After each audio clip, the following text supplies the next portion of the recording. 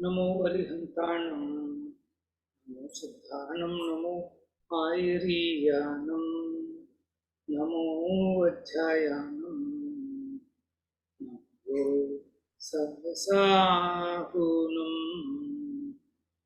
मोक्षमार्गस्य नेतारं वेत्तारं कर्मभूततां ज्ञातारं विश्वतत्त्वानां वन्दे तद्गुणलब्धये।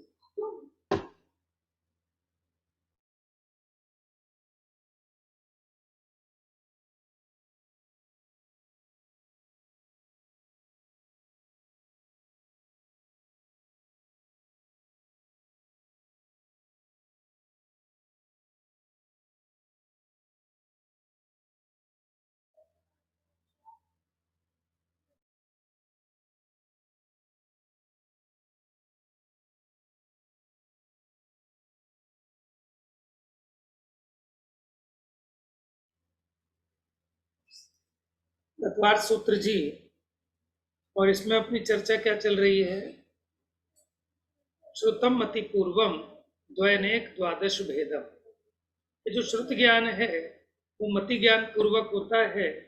उसके मूल में दो भेद हैं, अंग प्रविष्ट और अंग बाह्य। फिर उसके अनेक अंग बाह्य के अनेक भेद हैं और अंग प्रविष्ट के द्वादश भेद हैं, जिसके बारे में यहाँ डिटेल चर्चा चल रही है। सबसे पहला आचारांग था, फिर सूत्रकृतांग था, स्थानांग समवायांग। तो स्थानांग की चर्चा चली, उसके बाद समवायांग में समान समान चीजों का निरूपण किया जा रहा है।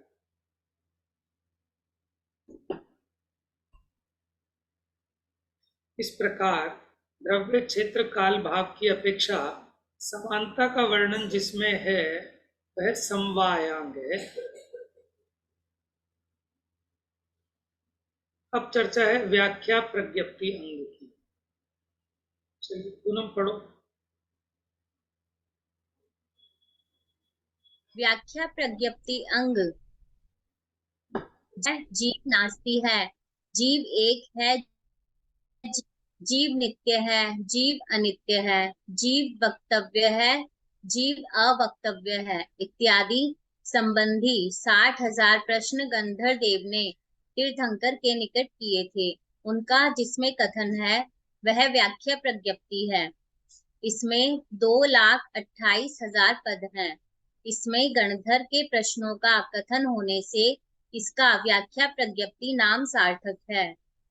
ठीक है, इसमें क्या है कि जीव अस्थि है, नास्ति है, एक है, अनेक है, इस प्रकार के 60,000 प्रश्न गणधर देव ने तीर्थंकर के निकट किए थे। उन प्रश्नों का जिसमें व्याख्यान है वो व्याख्या प्रज्ञप्ति अंग है। अगला है ज्ञात्री धर्म कथा अंग। पढ़ी। ज्ञात्री धर्म कथा अंग गणधर देव द्वारा किए गए प्रश्नों के अनुसार जिसमें धर्म की कथा जीवादि पदार्थों के स्वभाव का वर्णन है वह ज्ञात्र धर्म कथा है। इसमें 5,56,000 पद हैं। ज्ञाता यानी गणधर देव के प्रश्नानुसार धर्म की कथा होने से इसका यह नाम है। यानी जो प्रश्न पूछे थे उन प्रश्नों के अनुसार जिसमें धर्म की कथा जीवादि के स्वरूप का वर्णन है वो ज्ञात्री धर्म कथा अंग है। यानी व्याख्या प्रज्ञप्ति अंग में प्रश्न है और ज्ञात्री धर्म कथा अंग में उसके उत्तर रूप कथाएं हैं। हाँ जी, इसका दूसरा नाम नाथ धर्म कथा भी है। पढ़िए। इसका दूसरा नाम नाथ धर्म कथा भी है, जिसका अर्थ इस प्रकार है। नाथ यानी तीर्थंकर नामक पुण्य प्रकृति के उदय सहित, 4 घाती कर्म रहित, अनंत चतुष्टय सहित, समवशरण विभूति से विभूषित तीर्थंकर भगवान, उनकी पूर्वान्न मध्यान्ह अपराह्न अर्धरात्रि इन 4 कालों में 6-6 घड़ी प्रमाण दिव्य ध्वनि होती है। गंधर देव इंद्र चक्रवर्ती आदि के प्रश्नानुसार अन्य समय में भी हो जाती है। इनके धर्म की कथा जिसमें है वह नाथ धर्म कथा है। इस प्रकार ज्ञाता का अर्थ तीर्थंकर और गंधर दोनों होने से इसके दोनों नामों में मात्र शब्द भेद है, अर्थ भेद नहीं है। देखिए, ज्ञात्री का अर्थ इन्होंने गणधर देव किया था, यानी गणधर देव के प्रश्नानुसार जो धर्म कथा होती है। और इसका दूसरा नाम नाथ धर्म कथा भी है। नाथ माने तीर्थंकर देव। तो उनकी 4 बार 6 घड़ी प्रमाण दिव्य ध्वनि खिरती है। उसके अलावा गणधर देव, इंद्र, चक्रवर्ती आदि जो महापुण्यवान हैं, इनका अगर असमय में भी कोई प्रश्न हो, कोई जिज्ञासा हो, तो उस समय भी भगवान की वाणी खिर जाती है। यानी वीआईपी कल्चर सभी जगह है, भले वो भगवान का समोशरण ही क्यों ना हो। और वीआईपी कल्चर क्यों ना हो, देखो, जिसके पुण्य का उदय है उसको तो असमय में भी दिव्य ध्वनि मिलती है। ठीक है, इसमें प्रकृति का कोई अन्याय नहीं है। हम जो कहते हैं वीआईपी को आगे की सीट मिल गई, ये वीआईपी को ऐसे ही थोड़ी मिल गई।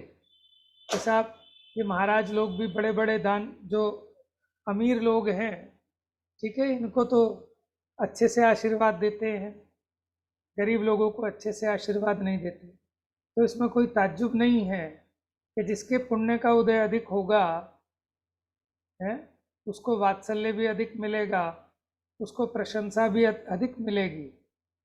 ठीक है ना। हमारे पलड़े में पुण्य नहीं है और हम क्या चाहते हैं, पुण्यवानों की समानता चाहते हैं। तो कैसे पॉसिबल है, वो तो पुण्य के अनुसार मिलेगी ना। तो इसलिए वीआईपी कल्चर में कोई दोष नहीं है। धर्म स्थानों में, पंच कल्याणक में जिसने 10 लाख रुपए दिए उसको भगवान लेके बैठने की इजाज़त दे दी जाती है कि 10 लाख दिए, उसके साथ में उसका पुण्य का उदय भी इतना है। ठीक है ना। तो हर एक चीज़ के कई पक्ष होते हैं। हम एक ही पक्ष से देखते हैं तो हमें कुछ गलत सा दिखाई देता है, लेकिन जब हम वस्तु को उसके सभी एंगल से देखते हैं तो हमें समझ में आता है कि वस्तु का स्वरूप स्वयं में, माने वो, इसमें कोई क्रोध करने की, कोई दुखी होने की गुंजाइश नहीं है। हम सिर्फ अपनी अपनी अपेक्षा से देखते हैं, इसलिए हम वो गलत सही का गलत निर्णय करते हैं सभी अपेक्षाओं से। क्योंकि सत्य उतना ही नहीं है जितना आप देख रहे हैं, सत्य बहुत विशाल है। ठीक है।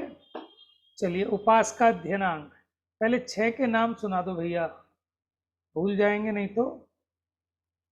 एक बार रिपीट कर लो फटाफट, मैं बोल देता हूँ। सबसे पहला कौन सा था, आचारांग, फिर सूत्रकृतांग, फिर तीसरा कौन सा था, स्थानांग, समवायांग, व्याख्या प्रज्ञप्ति कथांग, और फिर ज्ञात्री धर्म कथांग। तो ये 6 अंग थे द्वादशांग में से। अब 7वां पढ़िए। उपासकाध्ययनांग, जिसमें दर्शन, व्रत, सामायिक, प्रोषधोपवास, सचित्त त्याग, रात्रि भोजन त्याग, ब्रह्मचर्य, आरंभ त्याग, परिग्रह त्याग, अनुमति त्याग, उद्दिष्ट त्याग, श्रावक की इन 11 प्रतिमाओं का कथन है, वह उपासकाध्ययनांग है। इसमें 11,17,000 पदों द्वारा व्रतशील, आचार, मंत्रोपदेश आदि उपासक श्रावक की संपूर्ण क्रियाओं का वर्णन है। उपासक कहते हैं श्रावक को, तो जिसमें श्रावक की समस्त क्रियाओं का वर्णन है उसका नाम है उपासका अध्ययनांग। और आचारांग में क्या था, उसमें मुनिराजों के, ठीक है, आचरण का वर्णन था। सूत्रकृतांग में स्वमत परमत की क्रिया करने वाला। स्थानांग में आपको बता दिया था, 1 से बढ़ाकर 10 की संख्या तक भेदों को बताते हैं। और समवायांग में समान समान चीजें क्या क्या है। अंतःकृत दशांग पढ़िए। अंतःकृत दशांग, प्रत्येक तीर्थंकर के काल में 10-10 महामुनि घोर उपसर्ग को जीतकर अंतःकृत केवली हुए हैं। उन्हें आयु के अंत में ही केवल ज्ञान प्रकट हो तत्काल उनका मोक्ष हो गया। भगवान महावीर स्वामी के काल में नमी, मातंग, सोमिल, रामपुत्र, सुदर्शन, यमलीक, बल्मीक, किष्किंबिल, पालंब, अष्टपुत्र, ये 10 हुए। वृषभादि प्रत्येक तीर्थंकर के काल में ये केवली हुए हैं। उनकी कथा जिसमें है वह अंतःकृत दशांग है। इसमें 23,28,000 पद हैं। देखो अंतःकृत क्या है कि उनको आयु के अंत में ही केवल ज्ञान होता है, तो केवल ज्ञान होते ही मोक्ष भी हो जाता है। एक एक तीर्थंकर के काल में 10-10 महामुनि घोर उपसर्ग होता है उनके ऊपर, और घोर उपसर्ग को जीतकर तुरंत केवल ज्ञान होता है और तुरंत मुक्ति हो जाती है। ऐसे उन 10-10 हर एक तीर्थंकर के काल में ऐसे 10-10 जो महामुनि हुए, उनका जिसमें कथा है वो अंतःकृत दशांग है। इसी प्रकार अनुत्तरोपादिक दशांग, माने वहां तो वो केवली होकर मोक्ष चले गए, लेकिन ये कहा कि जो अनुत्तर में चले गए, ऐसे ही एक एक तीर्थंकर के काल में 10-10 महामुनि घोर उपसर्ग को जीतकर अनुत्तरों में उत्पन्न हुए। 16 स्वर्ग के ऊपर 9 ग्रैव्यक, फिर 9 अनुदिश, फिर उसके ऊपर 5 अनुत्तर विमान। ठीक है, पूर्व पश्चिम उत्तर दक्षिण और एक मध्य में। पढ़िए। अनुत्तरोपादिक दशांग, प्रत्येक तीर्थंकर के काल में 10-10 महामुनि घोर उपसर्ग को सहकर विजयादि 5 अनुत्तरों में उत्पन्न हुए हैं। उनका जिसमें कथन है वह अनुत्तरोपादिक दशांग है। इसमें 92,44,000 पद हैं। उपसर्ग 2 प्रकार के हैं, चेतनकृत, अचेतनकृत। चेतनकृत यह मनुष्य, तिर्यंच, देव के भेद से 3 प्रकार का है। स्त्री, पुरुष, नपुंसक द्वारा करने की अपेक्षा मनुष्यकृत उपसर्ग 3 प्रकार का है। तिर्यंच कृत भी इन्हीं 3 वेदों की अपेक्षा 3 प्रकार का है। स्त्री और पुरुष द्वारा करने की अपेक्षा देवकृत 2 प्रकार का है। ये 8 भेद चेतनकृत उपसर्ग के हैं। देखिए, चेतनकृत उपसर्ग नारकियों के द्वारा तो हो नहीं सकता, क्योंकि नारकी अपना नरक छोड़ के आ नहीं सकते मध्य लोक में। तो मनुष्यों द्वारा उपसर्ग हो सकता है, त्रियंचों द्वारा और देवों द्वारा। मनुष्य और त्रियंचों में 3 वेद होते हैं, स्त्री, पुरुष और नपुंसक। तो 3 और 3 6 हो गए। लेकिन देवों में नपुंसक वेद नहीं होता, मात्र स्त्री और पुरुष वेद होने से 2 भेद हुए। तो इस प्रकार 8 प्रकार के चेतनकृत उपसर्ग होते हैं। अब अचेतनकृत माने जो जड़ पदार्थ हैं, उनके द्वारा जो उन पर बाधाएं आती हैं वो पढ़िए। अचेतनकृत दीवाल, पत्थर, जल, अग्नि आदि रूप अचेतनकृत उपसर्ग हैं। इनके अतिरिक्त एक स्वशरीरकृत उपसर्ग भी है, जैसे नाखून, दांत आदि से उपसर्ग होना, किसी तिर्यंच के लंबे लंबे सींग स्वयं के शरीर में चुभ जाना आदि। देखो, किसी दीवाल से, पत्थर से, जल से, अग्नि से, ठीक है, ये अचेतनकृत। जैसे भूकंप आ गया, बाढ़ आ गई, ठीक है, बहुत तेज वर्षा आ गई, पेड़ टूट के गिर गया अपने ऊपर, ये अचेतनकृत उपसर्ग हैं। इसके अलावा अपने शरीरकृत उपसर्ग भी हैं, जैसे जो भारी भारी सींगों का बोझ है, ठीक है, वो अपने ऊपर उपसर्ग है। किसी का पेट इतना बड़ा, इतना भारी है कि उसको ढोना ही बड़ा मुश्किल होता है, ये अपने ऊपर उपसर्ग है। अपने स्वयं के नाखून अपने को ही चुभ जाते हैं, अपने दांत खुद के लिए कष्टकारक होते हैं, तो ये सब अचेतनकृत हैं।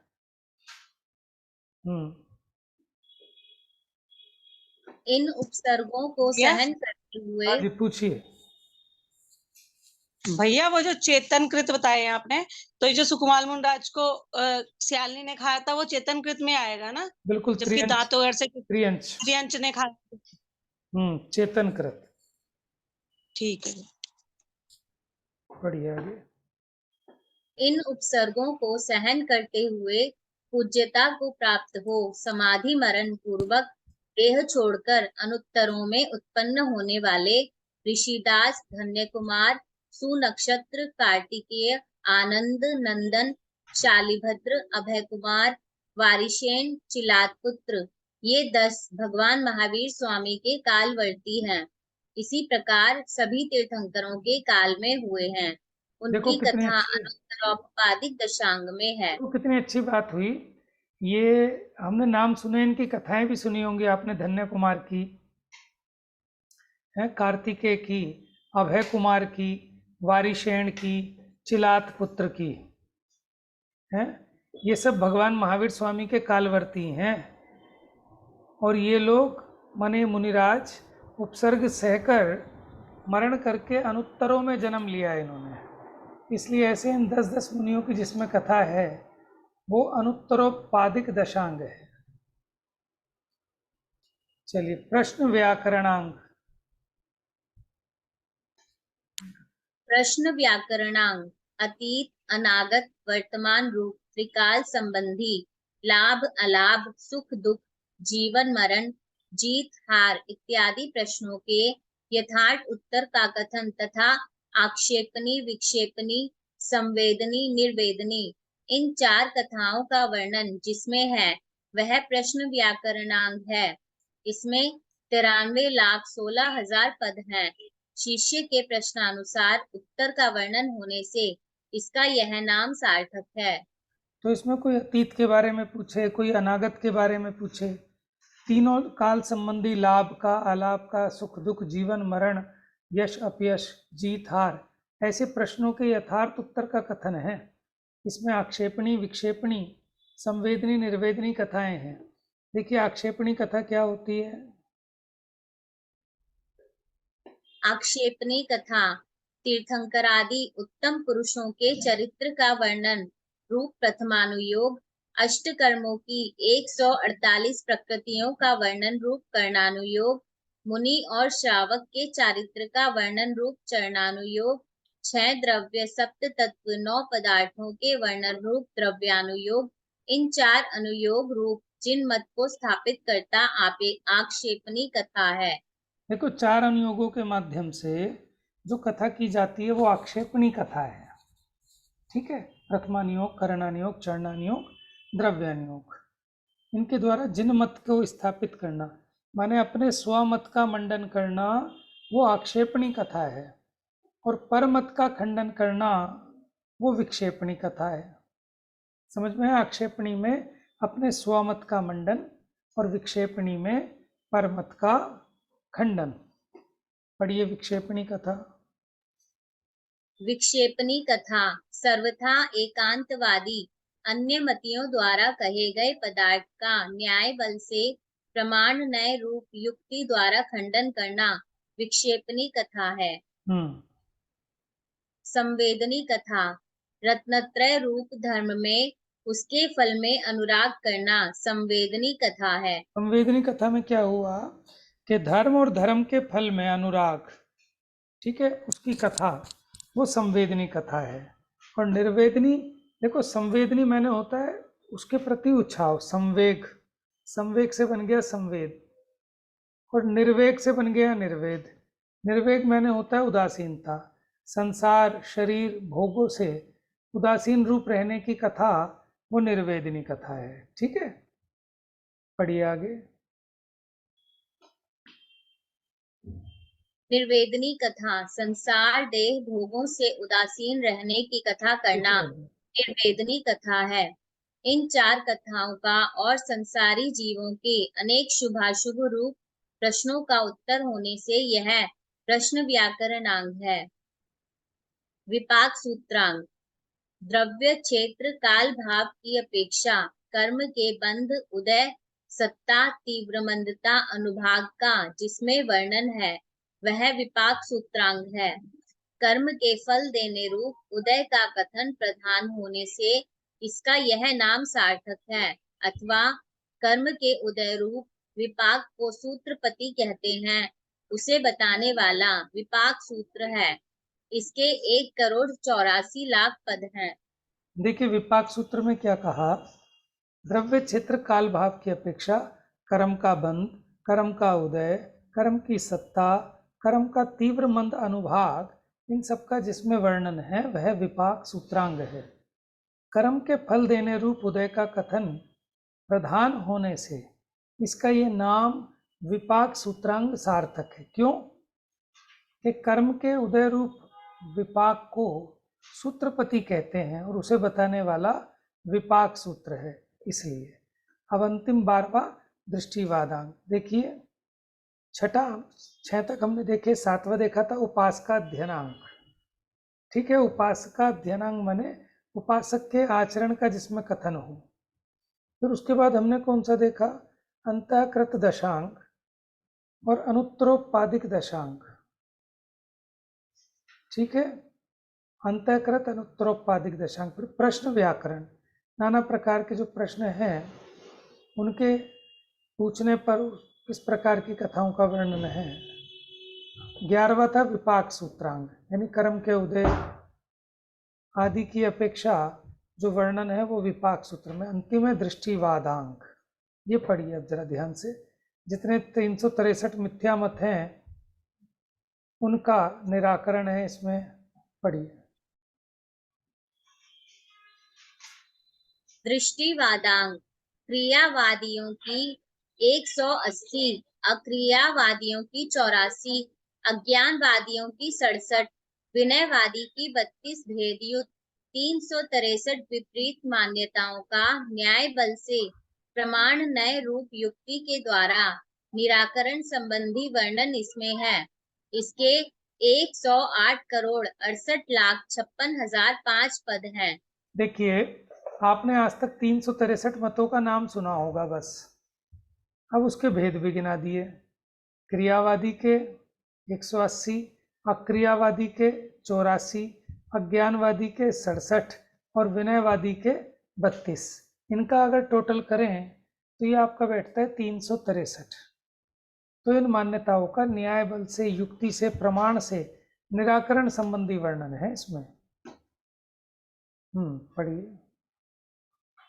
नियति, होनहार, भवितव्यता, स्वभाव, वस्तु का स्वरूप, काल, समय, दैव, पूर्व कर्म के उदय का फल, पौरुष, उद्यम, इन 5 को स्व पर नित्य अनित्य इन 4 से गुणा करने पर 20 हुए। इन 20 को 9 पदार्थों से गुणा करने पर क्रियावादियों के 180 भेद हो जाते हैं। ये मात्र क्रिया से ही मोक्ष मानते हैं। देखिए, 5 समवायों के नाम आए, नियति कहो, होनहार कहो, भवितव्यता कहो। ठीक है, ये तो एक समवाय हो गया जिसको हम होनहार कह देते हैं। दूसरा समवाय स्वभाव, तीसरा काल लब्धि। ठीक है, फिर ये निमित्त जो हम पूर्व कर्म का उदय कह लें या देव कह लें, और फिर पुरुषार्थ। ये 5 समवाय हैं। इन 5 को स्व पर नित्य अनित्य से गुणा करें तो 5 चौक 20 हो गया, और फिर 9 पदार्थों को 20 से गुना करें तो ये 180 भेद हो गए किसके, क्रियावादियों के। मात्र क्रिया से ही मोक्ष मानते हैं। आगे पढ़िए। जीव, अजीव, आश्रव, बंध, संवर, निर्जरा, मोक्ष, इन 7 तत्वों के स्व और पर संबंधी 14 भेद हैं। इनमें नियति, स्वभाव, काल, दैव, पुरुष, पौरुष, इन 5 का गुणा करने पर 70 भेद हुए। इनमें नियति और काल संबंधी 7 तत्वों के 14 भेद मिलाने पर 84 भेद अक्रियावादियों के हो जाते हैं। मोक्ष के उपाय से विमुख ये कर्मोदय को ही सर्वथा मानते हैं। इनकी दृष्टि में पुरुषार्थ। 1 मिनट, यहाँ देखिए, इसको समझ लेते हैं थोड़ा सा कि जीव, अजीव, आश्रव, बंध, संवर, निर्जरा, मोक्ष, इन 7 तत्वों के स्व और पर संबंधी 14 भेद हो गए। ठीक है, फिर इन 14 के 14 नियति यानी होनहार, स्वभाव, काल लब्धि, दैव माने कर्म का उदय आदि निमित्त, पौरुष माने पुरुषार्थ, इन 5 का गुणा करने पर 70 भेद हुए। इनमें नियति और काल संबंधी 7 तत्वों के 14 भेद मिलाने पर 84 भेद। अभी कह रहे हैं इनमें, वो तो पहले इसमें गर्भित होने चाहिए। देखो, नियति और काल के हर एक के 14-14 बन रहे थे ना। नियति और काल संबंधी 7 तत्वों के 14 भेद ऐसे बनेंगे, स्व और पर संबंधी। अच्छा, स्व और पर नहीं लिया, नियति काल ही हो गए 2। अब 7 तत्वों को इन 2 से गुना किया तो 14 भेद मिलाने पर 84 हुए। तो यहाँ मुझे थोड़ा स्पष्ट नहीं हुआ क्योंकि देखो नियति और काल हमने पहले ले लिया था, क्योंकि 7 तत्वों को स्व और पर से गुना किया 2 से, तो 7 दूनी 14 हो गए। अब वो 14 के 14 नियति, स्वभाव, काल, देव, पुरुष, इनके साथ इनके गुणा किया, यानी इसके साथ इसके भंग बनाए, तो 14 बनेंगे नियति के, 14 बने स्वभाव के, 14 बने काल के, 14 बने देव के, 14 बने पुरुष के, तो इस प्रकार 70 हुए। लेकिन वो कह रहे हैं फिर इसमें नियति और काल के, ठीक है, नियति और काल के साथ साथ, क्योंकि नियति 7 तत्व संबंधी, काल 7 तत्व संबंधी, तो ये 14 भेद और मिलाए तो 84 भेद। तो अभी अपने को समझ में नहीं आया, अब इसका कहीं और आगे वर्णन मिलेगा कि कैसे बनाए हैं इन्होंने, दोबारा से क्यों वापस 14 जोड़े जबकि वो पहले शामिल हैं, तो तब बताएंगे। अभी तो आप ये देख लीजिए कि अक्रियावादियों के 180 हुए और क्रियावादियों के 84 भेद बने। पहले वाले जो थे ना 180, वो क्रियावादियों के थे, मैंने 5 समवायों को स्व पर नित्य अनित्य 4 से गुना किया, तो 5 चौक 20 और 20 को 9 पदार्थों से गुना किया, तो 180 क्रियावादियों के। अक्रियावादियों के 84 भेद हो गए। अब ये अक्रियावादी क्या है कि क्रियावादी तो क्रिया से ही मोक्ष मानते थे, और अक्रियावादी इसको जिन्होंने दैव कहा माने कर्मोदय को ही सर्वथा मानते हैं, मोक्ष के उपाय को नहीं मानते, कुछ भी के कर्मोदय से ही होता है जो होता है। इनकी दृष्टि में पुरुषार्थ पूर्णतया निरर्थक है, ठीक है, ये जो अक्रियावादी है। आगे पढ़िए। 9 पदार्थों का सप्त भंगों से गुणा करने पर 63 हुए। इनमें मात्र स्वभाव, असद्भाव, सत्यासत्य, अवक्तव्य के सर्वथा पक्षपाती, ये 4 भेद मिलाने से अज्ञानवादियों के 67 प्रकार हो जाते हैं। ये तात्विक ज्ञान को सर्वथा निरर्थक मानते हैं। ये अज्ञानवादी के 67 भेद गिनाए, 67। आगे पढ़िए। माता पिता, देव, राजा, अपनी जाति, बालक, वृद्ध, तपस्वी, इन 8 की मन, वचन, काय, दान से विनय करना, इस प्रकार इनके 32 भेद हो जाने से विनयवादियों के 32 प्रकार हैं। ये मात्र विनय से ही मोक्ष की प्राप्ति मानते हैं। 32 भेद इसलिए गिनाए कि 32 प्रकार के विनय के भेद मानते हैं और कहते हैं इस विनय से ही मोक्ष हो जाता है। जैसे माता की विनय, ठीक है, पिता की, देव की, राजा की, अपनी जाति की, बालक की, वृद्ध की, तपस्वी की। अब कैसे करना है इन 8 की? मन से, वचन से, काया से और दान से। तो इन 8 को 4 से गुना किया तो 32 भेद हो गए किसके? विनयवादियों के। ये इनकी विनय से मोक्ष होना मानते हैं। बताइए आगे। ये 363 मत वाले एक एक अपेक्षा को लेकर एकांत दुराग्रह करते हैं, अतः मिथ्या दृष्टि पाखंडी है। इनका वर्णन दृष्टिवादांग में है, अथवा दृष्टि मिथ्या दर्शन विपरीत मान्यता वाद यानी निराकरण, अर्थात जिसमें मिथ्या मान्यताओं का निराकरण है वह दृष्टिवाद है। इसके परिकर्म आदि 5 भेद हैं, उनमें से परिकर्म के भी 5 भेद इस प्रकार हैं। तो परिकर्म, सूत्र, प्रथमानियोग, चूलिका और पूर्वगत है ना, ऐसे 5 भेद बताए थे। अब उनमें जो एक एक भेद चलेंगे उसकी चर्चा हम कल करेंगे, और कल से कोशिश करेंगे थोड़ा सा आपकी क्लास शायद 7:15 से रखने की कोशिश करें। वैसे तो मुश्किल है 7:15 से, ठीक है, लेकिन मतलब ये है कि थोड़ा टाइम भी ज्वाइन कर लेंगे ताकि 8 बजे तक समाप्त हो जाए। अभी 3 दिन कार्यक्रम है ना हमारे मंदिर जी में, इसलिए। तो आज हमारे 12 अंगों संबंधी चर्चा हुई, सामान्य चर्चा थोड़ी सी, और 363 मतों को थोड़ा सा देखा कि उनके भेद कैसे बनते हैं। अब कल परिकर्म के, सूत्र, प्रथमानियोग के तो भेद ही नहीं है, ठीक है, चूलिका के, पूर्व के, इन सब के भेदों को कल देखेंगे। आज की चर्चा यहीं समाप्त करते हैं। अगर किसी का कोई प्रश्न हो तो आप पूछ सकते हैं अभी। चलिए फिर।